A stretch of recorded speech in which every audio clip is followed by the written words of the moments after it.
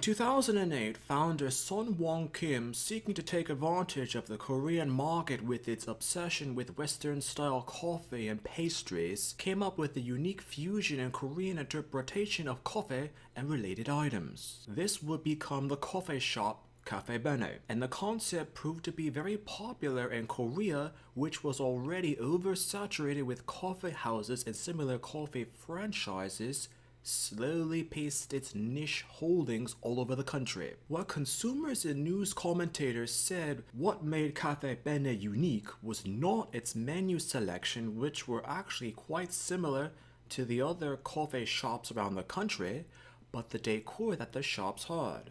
The atmosphere that the customers would experience when they entered a Caffe Bene. This is what set them apart early in their competition. Sun Wong decided to combine Italian and French open-air atmosphere cafe layouts with the traditional Korean concept of sarangbang to come up with the theme and appearances for Caffe Bene coffee shops. Throughout the mid-2000s, Caffe Bene experienced unprecedented and rapid growth throughout Korea, which is an extraordinarily competitive market in terms of consumer services. At the time, and against the business suggestions of some advisors, Caffe Bene expanded internationally. The early decision to expand to other countries rather than solidify their own holdings in Korea would prove to be a disastrous mistake that the chain would never recover from. The first international Caffe Bene outside Korea opened on the 1st of February 2012 in New York City. The location was strategic as it was 44th Street and 8th Avenue in Manhattan's Theater District near Times Square. It's 600 square meters or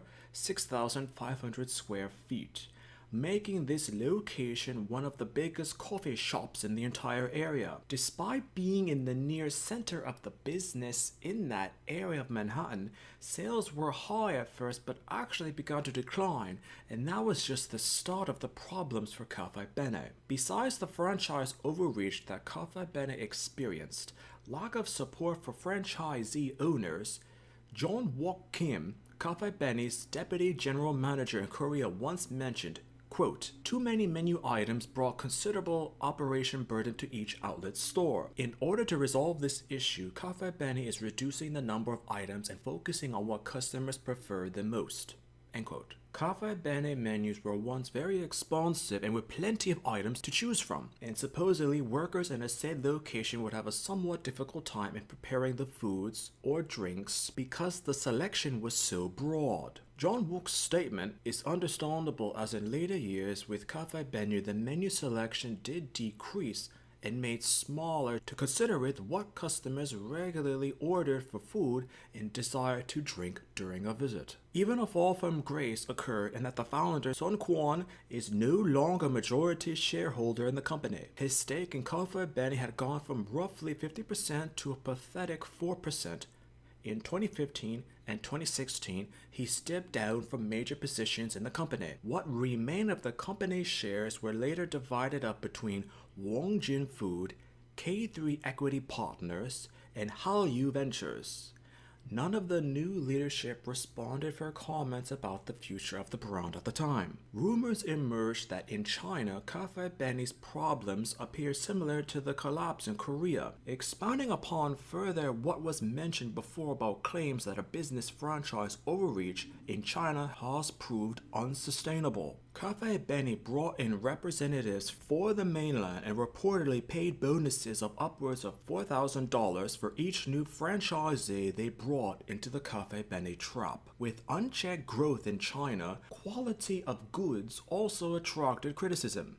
This and delays in the distribution and shipment of supplies for the locations in China were reportedly responsible for a decline in Caffe Bene sales in mainland China. The rumors continue with a Caffe Bene manager in Korea cites unspecified management issues in China and were reportedly not allowed to answer any Chinese franchise-related questions in detail. A murky Chinese investment firm reportedly had a 50-50 joint venture with Caffe Bene and were reportedly haven't been in charge for at least 2 years, although the ownership might have changed hands in a corporate shuffle. Caffe Bene franchised locations from China in 2015 and 2016 actually had strikes and walkouts from employees in Chongqing with claims of unpaid employees and protesting high startup costs and lack of transparency among staff and corporate officials. The disconnect isn't just in China.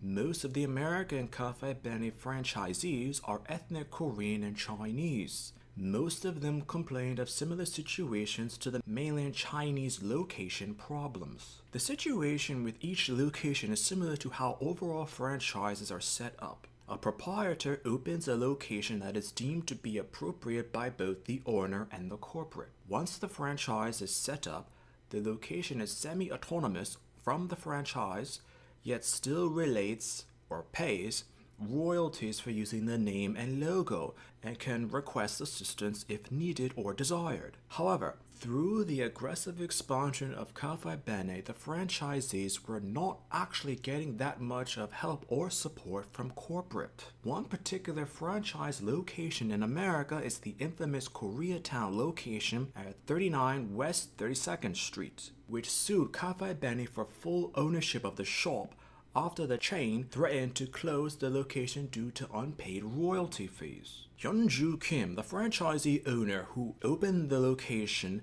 in 2014, complained that corporate stopped helping him with the shop years after he opened and that he shouldn't have to pay the backup royalty fees according to a lawsuit filed. Through circumstances and a legal battle that went back and forth with the company for years, even through the overall decline of Caffe Bene internationally in 2016, had some of the circumstances where he paid more than $62,000 a month in rent through a sublease from Caffe Bene corporate. Hyunju also claims that since he opened the location, Caffe Bene failed to adequately train their employees for the job, hasn't offered advertisement support to promote the shop, and even stopped supplying baked goods for the location in 2015, essentially forcing him to buy supplies from other parties to help his shop stay in business. He claimed that it was quote-unquote essentially completely on its own without support of any kind. Hyunju and his wife ran another Caffe Bene franchise in Korea,